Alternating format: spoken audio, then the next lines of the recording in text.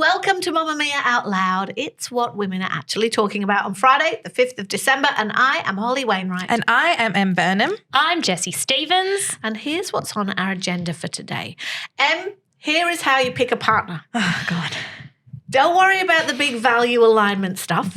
Boring. We are worried about micro-compatibilities. I'm worried about everything at this point. We are working out what your micro-compatibilities are. Just think about for a moment what time you like to get to the airport. That's what we're going to be discussing. Jessie. Plus, do you have pathological demand avoidance or are you just lazy? It's a question for Em. It is a question for me. And we have our weekly Reccos. I'm going to try to not talk about F1 for the entire segment, but, no promises. Holy smokes. It's a big week.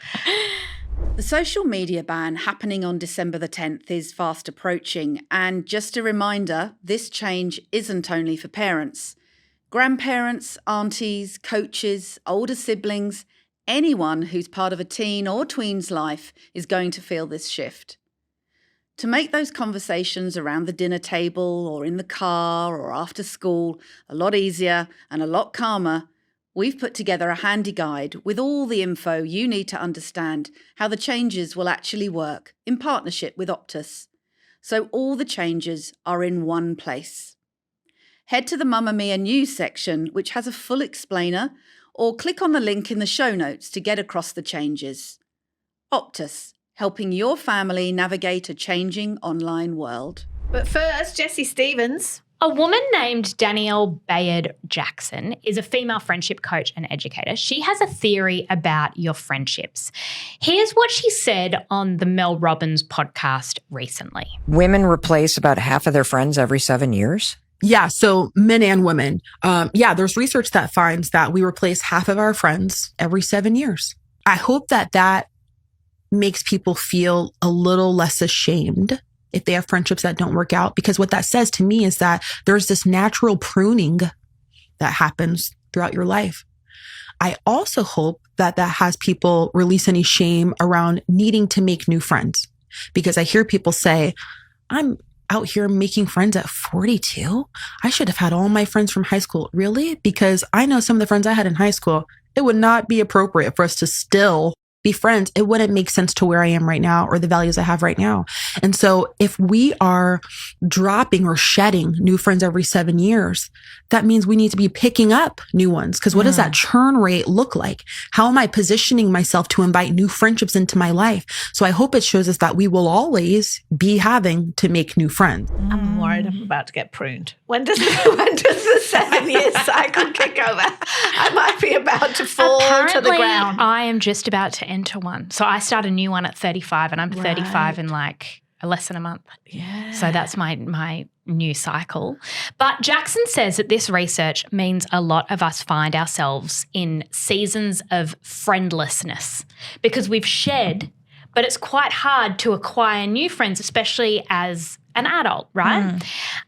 If 7 years sounds familiar, that is because it corresponds with the 7-year itch, which we hear about in romantic relationships. So there's this theory that human development is marked by 7-year cycles. And apparently your personality changes, there's new cognitive skills. Look, what do we think? Do we think friendship shedding is important? This is an audio medium, Em. Unless you're watching us on YouTube, like and subscribe. You've seen Em shaking her head. I just closed my eyes and shook my head. I hate this so much. I feel like there's always something new with friendships, and we never treat friendships. We always say, women, the most important relationships in your life is the friendships you have with other women. And yet we do shit like this. We're like, after 7 years, you're done with them. You're going to get someone else. We never do this for romantic relationships. And every time this happens to a friend of mine who I haven't heard from in a really long time. So you think it does happen? It does happen for sure. But who I haven't seen in a long time, haven't heard from her in a long time. They break up with their partner and they have no one. They have no friends because they've been shedding and they do it like unconsciously. I feel like we are less likely to break up with friends. We kind of just stop staying in touch. And then that's when people start reaching out to you again and they get into a new relationship and then you get shredded again and then you get a new relationship and then you get shredded again. And it just feels like I have to constantly try to keep up with friendship trends just to make sure I'm maintaining my own friendships. Do you shed friends every 7 years? No. Like is your core group of friends, how long do you think you've had them? I think I've had my core group of friends for 7 years. Yeah, because I reckon probably from when you started work, Yeah. right? My best friends are from when I started here at Mamamia. Yes, so you like bonded in that Yeah. intense way you do in a new workplace. I don't want to And shred. now I don't want to it's time- shred. No. Now it's time for shedding. No. Is the 7 year shred just means that you're about to enter a different life stage? It's not shred, it's shed. Shed. So, Sorry. but no, the only reason I'm correcting you on that, because generally people who correct people are annoying, and clearly I'm not Yeah. annoying, but is that shred sounds brutal, like you're Yeah. Putting them in a machine. yeah, whereas this is shedding, which sounds more gentle, kind of like it's just something that happens organically, like It is. And they're chrysalis. still stuck to the root? Yes. I went back to the research though, and your point is an important one, Em. The researchers say this happens. This is a phenomenon that they can like point to and go, this happens in people's lives. So I was researching Jackson because the question is how you would shed a friendship like this, right? And I found this Reddit thread of this woman who had clearly got this advice that you shed every 7 years, and a friend kept reaching out. It's actually from the perspective of the friend who got shed, and she shared what this woman sent to her to say friendship's over. So she basically said, hey, haven't seen each other in a few weeks, getting a weird vibe, is everything okay? And this is what she said.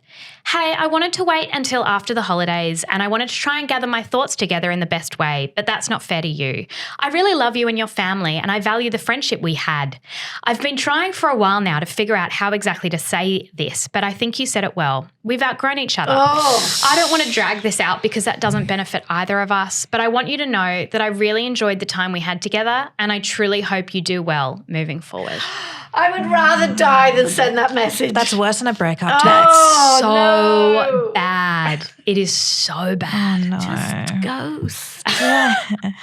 Whether or not it's a good thing is a total other question, right? Because it's really important to have those long-term friendships that you've had for years and years and years. And apparently there are like, again, 7 signs or 7 things that you need at least a few of them to have this person be a lifelong friend. So a few of them are really obvious, like you got to be able to speak the same language, right? But sense of humor, values are really important, and career trajectory is apparently really important. Okay, I have to question you about values and career trajectory because I got a little bit itchy when she said some of my friendships from high school wouldn't be appropriate and they wouldn't reflect the values of who I am today. That made it sound to me like a job interview kind of.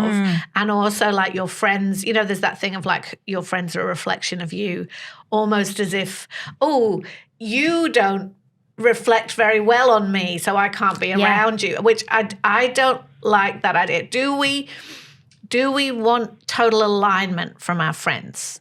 You know what I mean? and Like, that's do we why I want thought- only have friends who share our values exactly? Exactly. And so with those 7 things, the idea is that there's a few of them that you've got, and another one is hobbies, and another is taste in music.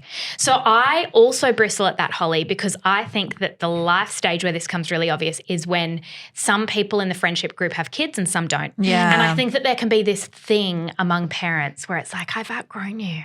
I've outgrown you with your sleep-ins and your Getting like, drunk. and I really, there's a snobbery to that, and also a sense that your values change overnight. And I'm not sure that that's necessarily true, and I think it's a real shame. Yeah. So I think it depends what you're looking for in your friends. Like, is it essential that you're all like? I'm going to get to friend groups in a minute, but often a friend group that you have will have bonded in a certain time in your life, just like we were just talking about with you, Em. And maybe that time in your life, maybe you were at school or you were at college or you were in an early job or whatever, and you probably were spending heaps of intense time together, whether at work or living together or going out or whatever.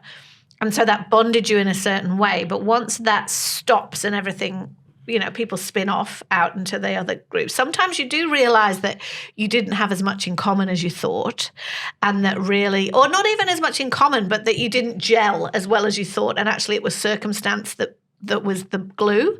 But then other times you think, well, we're nothing alike, but I still really like hanging out with you. You know, like we don't have that much in common. Maybe we disagree politically. Maybe, you know, I do have friends like that where I'm like, there are some things that we fundamentally don't agree on, but that doesn't mean I don't like you. Is it also a question of time and energy? What the research says is that you've got the capacity to maintain about 3 to 5 close, intimate friendships. So if you've only got that, and then you can see how the trading in and out can happen, right? But I would say that my 3 to 5 close friendships are really long term, are longer than 7 years. Maybe one in the last 7 years who's kind of come in, and then the others might be situational or life stage. But those ones, I think there's something critical about having people who've known you for a really long time. I agree. Sorry, Em, go. No. I also think that when I think about like my closest friends, it's from like my own point of view. I'm like, you 3 are my closest friends. I don't necessarily know if I fall in that same category for those certain friends. So I feel like where I would probably bristle is that if I think these are lifelong friendships for 7 years, and then I get to my 7-year mark and they're like, actually, no. Yeah, because I think that's true. I think there are some people who are lifelong friends no matter what. Yeah. And there are some, they're family pretty much is the way I see that.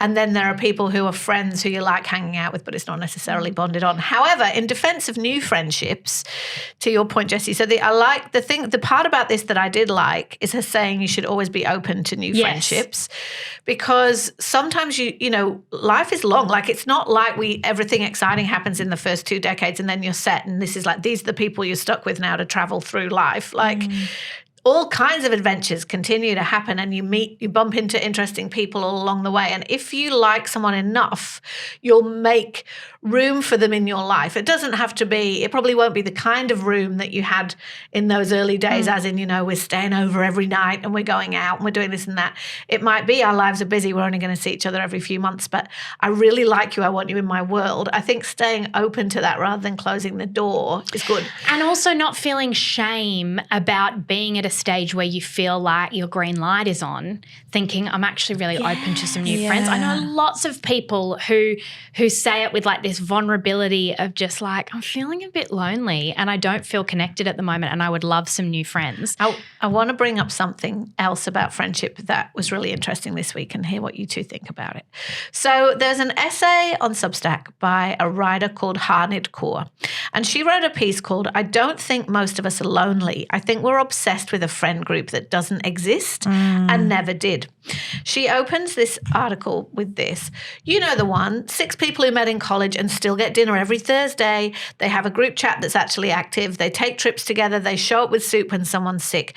They exist in every sitcom, every wedding toast, every podcast where someone casually mentions my girls like it's the most natural thing in the world.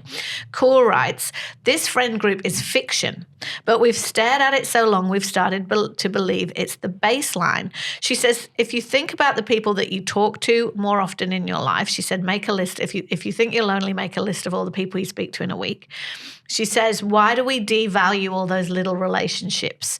The co-worker that you vent to, the neighbor who held the elevator, the cousin who calls you on long drives, none of them feel like they count because they're not the group. But what if all that is friendship? What if we have more than we think and we've just been trained to disqualify it? What do we think about that? Do we think we are always striving for a particular version of friendship that maybe is nowhere near as common as we think it is?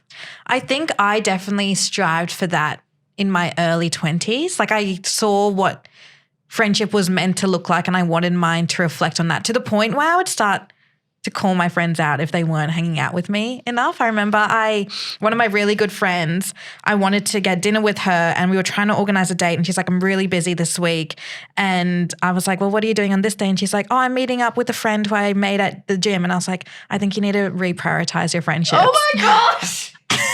You're hardcore. And I think about that all the time. I was like, I can't believe I said that. I saw her every week. I don't know why I said that. It's true though. There's this like vision that you torment yourself with, that you imagine that, it's the long table with 15 women who are just have been close since high school, and you just think, oh, did Like the I Sex make and a the wrong City move? effect. Like you just picture yourself at a bar and like a friend plonks down and you just start like straight away start talking about their sex life. Yeah, but I think to the point made in that Substack post, I think there are obviously different tiers of friendship, but I also want to validate people who do talk to their coworker, they do talk to their neighbour, maybe they're married, maybe they speak to people at the school gate, whatever, and they still feel lonely. And this researcher who was on Mel Robbins, this Jackson,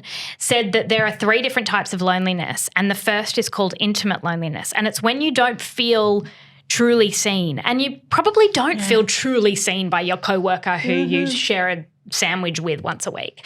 Like there is a level of intimate, close friendships where you can call up and say the most, the darkest, most horrific, most embarrassing thought that you've had that week. Sometimes I just have these thoughts, and there is a specific friend that I will go to, and maybe I haven't talked to her in 2 weeks, but I'll just dump it and go, just confirm it. Are we all thinking this? And she'll go, yeah, nah. And just validate it. And so you feel seen in that exchange. Do you have a group like this? Who around this table has a group as described by Core in that newsletter? I can't. When I was at uni, I met a group of people. 2 of them are guys, and now they're girlfriends, fiancés. And there's probably 8 of us, and we are in a group chat, and we talk most days, we go away together. That's your friend group. That's our friend group, and they're the people I see down the road at like barbecues our kids grow up, like all of that. I just see that as a real core. So you have the group. Do you have the group? You have the group. They're the girls that you met here. I do have the group. It was a bigger group, and then it's like silos sometimes into smaller groups, depending like I feel like when you're single, you see each other more, and then when you're in a relationship, they kind of see each other more, and they're like couple friends. And I used to really hate that because I was like, no, the group has to stay together. It has to be together. It has to be like 6 of us at all times. And now a lot of them have like moved interstate, and they have like different schedules. And it took me a while to kind of learn how to feel safe in an environment where I'm not seeing them constantly and not having that like physical interaction that does look like I'm on an episode of Friends. Because I always approach my friendships in a very like egotistical way where I was like, it has to look like that. It has to feel like that. And if we're doing it like that, then that's the right way. I think you're being honest about like lots of us might say, oh, that's really superficial. I wanted to say that's not what friendship looks like, but we've all really rusted onto these ideas of how friendship looks. And I think that that's one of the things that looking at it from the outside rather than being inside it, we need to figure out which one of those things is more important. I'm bringing some anti-energy to the table and I'm being like, I need to give you some advice. I need to give you some advice because I've read something this week that made a lot of sense to me. Because I know that you're in the business of auditioning a future life partner. Yeah. She's not just dating, she is auditioning a future life partner. I can't wait to get in a relationship so we can stop. Every time. This has a segment, Every ongoing time segment. I hear that Ray song, you know that song that's ever at the minute, baby, where the hell is my husband? I just think about you. What song was that? Can I get that one more time? I'm like, not because I think you need one, but because you think you need one. I'm always like, I think you think I think that I think I need one. I think that Em wants one. You know you have a list of questions because we've talked about it before that you'd like to discuss on first dates, right? Yeah. But I have sex, marriage, kids. Oh my God. See, this is the problem. I read this article by Polly Hudson in the UK Guardian that suggests that people are keen to skip the small talk these days, she writes. So weighty conversation topics such as life goals, like the things that you just mentioned, are deal breakers and are now brought up straight away. That's what you're doing, right? And I'm so glad I can be the guinea pig for this topic. Hudson says this is a mistake. What matters to longevity is how long before a flight do you like to get to the airport? Do you wander supermarket aisles when you go shopping, or do you go in with a hard list for maximum efficiency? Would you walk out of a movie if it was terrible? She's saying that basically these are the things that really matter, because if you have a partnership where these things are really different, they might seem really cute at first, but one day it will be the end of your relationship. On an endless loop, the criticism of this will be on an endless loop. And one day you'll feel instantly murderous at the mere mention of an airport, like with the flight example. Now, I want to know two things. I want to know what we would add to this list of like life deal breakers, and also whether you really should look for someone who shares the same ones as you, or whether you want someone who does something different. So let's take the airport example, right? Yeah. How long before a flight do you like to get to an airport? I have a lot of airport anxiety. You might have noticed for the Out Loud tour, I didn't travel with anyone. No, didn't see you. Yeah. I have to be there 3 hours before. Right. So imagine you meet the perfect person, but he's an hour person. He's an hour before person. That's it. No, we're breaking up. Are you one day going to come to a glorious compromise of 90 minutes? I'm not sure. Jessie, what about you? I'm probably more like 2 hours because I do have a lot of anxiety about missing the flight. I just don't want to be seen as the person who misses the flight. Yeah, I think that's embarrassing. And walking on last and everyone looking at you like you've held up the flight. I don't like that. But I married a 3 hour. Yeah. And so there's always a chat. There's always a conversation. We've got to find a happy medium. And did you know that about each other during the dating process? And in some ways, I would argue that in some instances, you want your yin and your yang. Yes. You want two people who approach things very differently to get to a lifestyle that is actually quite enjoyable. You don't want two people competing for like, what's the latest we can get to the airport, because then you just never go on holidays. And also, I would argue in some of these things you want to pick someone who's your yang so that you don't have to do the difficult shit. For example, are you a person who, if you arrive on holiday, the hotel looks nothing like the photos, are you changing the room? Yeah, you got to get the Instagram. Got to get the photos for Instagram. Imagine you turn up on that holiday, it's 7 nights. Yeah. And sunk cost fallacy, the person you've turned up with goes, no, this is what we paid for. We will stay in the shower where the water doesn't go. I would never change. Never. What? No way. Holy, life's too short. It doesn't look like the photos. So I get to, let's say we're going to Thailand. Yeah. I haven't been to Thailand since I was 23. But anyway, say I'm going to Thailand and I've booked my resort and it looked lovely, but I've paid because it's a package deal. I've freaking paid. And I turn up and it's not great. I would be upset and frustrated for the entire week, but I would put up with it, no question. And the problem is, so would Brent. I wish. But then what would you post on your Instagram? The sites? Yeah, you post other things. No. But it's not, it's about, I just couldn't bring myself to walk up to the counter to say to a person, like, I'm just not wired that way. Whereas I know plenty of people who one night in a hotel, if the bed's not whatever, they'll go downstairs and go, I need a better room. That's a two type of people thing. And this is one of those examples where I think if you're like me and you're avoidant, it would probably be good if my partner was a walkout person. It's like, do you send food back, right? I never send food back. And the problem is, nor does Brent. But if I never sent food back because I never want to be seen as rude or difficult. But if I was with someone who did, that would be great because I would sit there going, this is shit, but I don't want to tell them. You tell them, you tell them. There That's, was, you know what I mean? there was something I saw on Instagram last night that I went to tag Holly in, and then I went, maybe she'll get offended. But it was about, it said, myself and my partner reject traditional gender roles. I don't clean and he doesn't fix broken things, and our house is dirty and broken. And I was like, it's Holly and Brent. This is 100% Holly and Brent.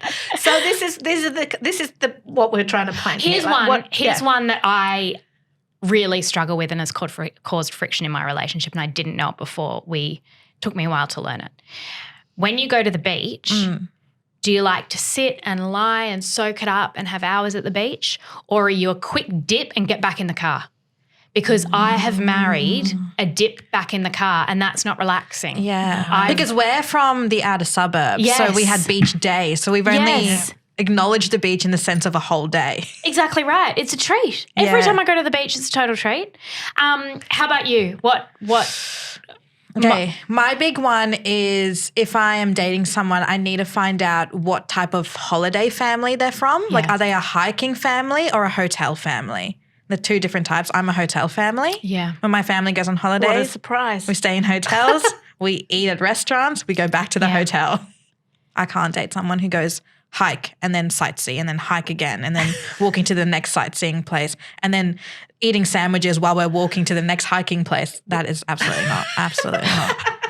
My theory I is would too. freak out. Okay, so holiday styles, very I important. wonder, speaking of holiday styles, having someone who's the itinerary, the travel agent of the relationship, right? And they go, we're going here, hire car, blah, blah, blah, blah. Like they organize it. I think that sometimes a good mix is having one of those and the other's just a passenger. And they're happy to just show up and they get sent the itinerary. Did they look at it? Nah. And they're not allowed to have opinions.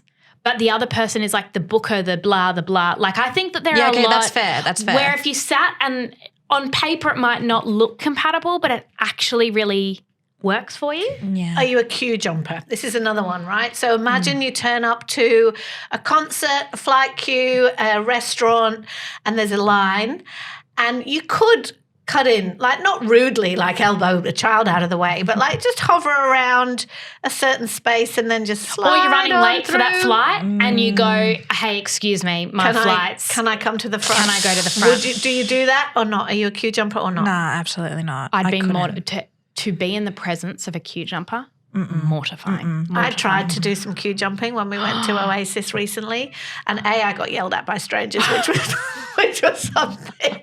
And B, Brenton nearly divorced me on the spot. Not that we're married, but I was like, we're not exactly jumping the queue. We're just standing here and the queue will just envelop us and move forward. And he was like, no, it won't. Oh, And I was no, like, I hate that. know. I can't even do the whole thing where if you see friends ahead of you and they wave to you, I can't even go to them. I'm always confused. Like, I'm back here. I'll catch up with you when I get in. So in some situations, people please that, and in some situations, not. Yeah. Do you binge your TV shows or do you parcel them out like treats? This is another important one. Sometimes you're there and you're watching TV and you're like, another one. And they're like, no, we're done. We're waiting. Oh, you know what? This relationship's done. We're watching every single episode of this show. These are the But what, do you micro-compatibility. talk about this all on a first date? The idea is that think these there's are gotta be a the checklist. little lifestyle things that actually matter more maybe than going like big picture values. And I think it's true. These are the things that couples fight about. What time to get to the airport? Brent always thinks that I pack too much, like when we're packing the car to go away, always. Whenever you go on a shopping trip, it's like he walks in, not that shopping trip, but like, I want to go to the shops. He acts like he's being attacked by a bear in a shop. He has to get out of there as quickly as possible. Like you just want to go, I just want to look at that. And it's like, rah! This is the stuff people fight about. And it also tells you a lot about their personality. Yeah, I reckon there's a little checklist that you should probably go through just It's to just see. getting harder and harder. No, it's going to make it easier. Oh, my God. Because then you think, if I want someone to do this for me, like get us to the front of the queue, I need to find a guy who doesn't mind elbowing children out of the way. We're forming a very specific guy at this point, and I don't think that exists. So I've got a very specific and slightly self-serving recommendation because I'm recommending our gift guide of recommendations, which is in the newsletter tomorrow. Inception. So if you are a subscriber to the Holly Out Loud newsletter, tomorrow in your inbox, you're going to get the Out Loud gift guide. And that's literally what it's called, A Very Outloud Gift Guide. It's got gifts in it for everybody in your life. So it's got gifts for the M in your life. You've given me those ideas. For the Jessie in your life, she's given me those ideas. For the Mia in your life, she's given me what hers are. You can imagine, can't you, what Mia's are? And then also a general excellence category, which is just really good gifts for people. Who some of them are buy out louders. Nice. Some of them are things out louders have recommended to us. Loads of books. So you're going to get that in your inbox if you subscribe to the Holly Out Loud newsletter. There is a link in the show notes to do so. Of course, it's free.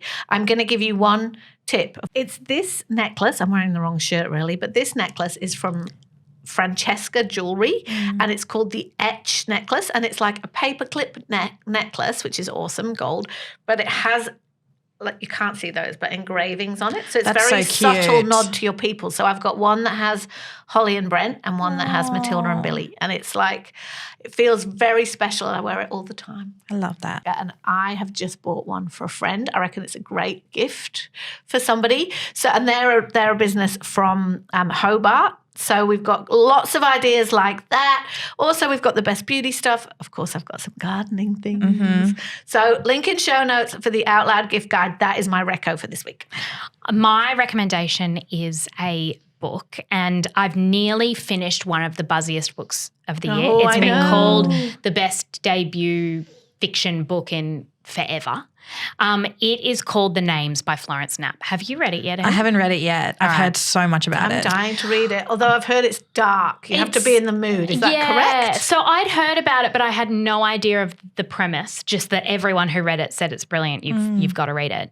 And then I started it, and Luca kept saying, "Are you okay?" And I would just be sobbing in bed. Like, you've got to be, you know how A Little Life, or there are certain books that catch you at a time in your life where it's like you've got to be in the headspace. Yeah. It'll make you cry. It's really, it's heavy. It's an emotional journey, but it is so original. The premise is basically it begins with a mother who is about to register the birth of her son.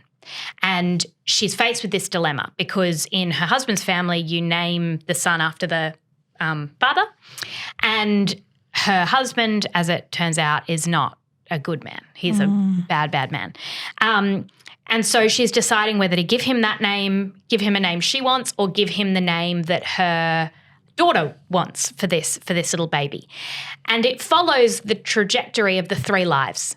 So what would happen if she chose this name, or this name? And it is just so clever and twisty. And I mean, ultimately it's hopeful, but it's about three versions of the same life. I love It's that. really, That's really insane. good. What a crazy idea. I think Yeah. I might read that in the holidays. Yeah. Yeah, really good. So, my recommendation today, F1. Oh, no. No, it's not my real recommendation. It's just like a PSA. The last F1 race is going to be at 12 a.m. on Monday, so it's decent time for all of us. Abu Dhabi. If Lando wins, Jessie's in a great mood. I saw some of the, because we, Out Loud, as you may have missed last Fridays, but Em went on like a 20-minute rant about sorry. F1. No, a lot of Out Louders were very on board. Which I was so excited and by. and then some of them were not. Yeah. And then some of them got upset because I made a throwaway comment that I didn't think it was a sport. I take that back. I was being facetious. Of course it's a sport. You just don't use, your athleticism to do it. Have you seen You their do. stomach? I know, They're they core? sweat so and the much. head and the neck and the the neck. like, okay. Okay. Sorry. Okay, so remember last week I said could be anyone's championship. It still could be anyone's championship because in the last race at Qatar, I said it Qatar last time, sorry, Qatar. Max came first, Oscar came second, and Lando fourth. Lando came fourth. McLaren really, really stuffed up the team strategy. I think they were trying too hard to make it look like they weren't choosing favorites, and then they just said, actually, we hate them both. So we want them to go Max. Some of the other commentary I saw was upset with you, Jessie, for not backing the Aussie. Would you like to retract your support for Lando? No, I'm hormonal and I'm pregnant and I find Lando very sexy on my eyes. Leave Jessie alone. She can go for Lando. And some people they said, look, I Googled Lando, never heard of him. I think he looks a bit like Luca. And Luca was stoked by it. He's very handsome. Micro-compatibility. Do they have to like F1? Anyway. Yes, they do. Move on then. Okay, Move on. so now this last race. So if Lando Norris gets spots 1, 2, or 3, he's definitely going to be championship. For Max to win the championship, he has to come first and Lando has to come fourth or later. Oh, I'm so excited. All right. I'm Let's so move on to excited. your other That's it. Okay, We're Out very Louders are exciting. across it. Okay, so my next recommendation, my actual one, is this balm. I bought it here today. It's an anti-chafe balm by the brand Skoop.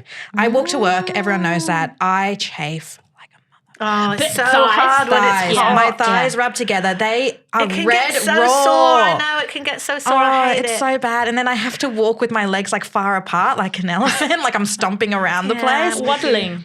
So this anti-chafe balm, I've used a lot in the past. This one's probably my favorite because it goes on and you can't feel the product on Yeah, your 'cause legs. you So don't it want doesn't feel sticky. It doesn't feel sticky. The longest time I used Vaseline, which I mean, great all-purpose product, but you still feel like the slimy, And if it's hot. yeah. and So you're that like- doesn't feel like that. It doesn't feel like that. It goes on and it just kind of feels like a little like cream and it goes balmy. And then you stop feeling it and your legs just slide. Oh, Like a little that's slippery so dip. much It is better. so where good. do you get it from, Em? You can get it at Adore Beauty. It's around $25. Cool. That's such a good idea. Great, Recco. Friends, that is all we have allowed. That is all we have time for today. Jessie, tell them about the book club. Yeah, so last week we dropped the first episode of our summer book club series in partnership with Royal Caribbean.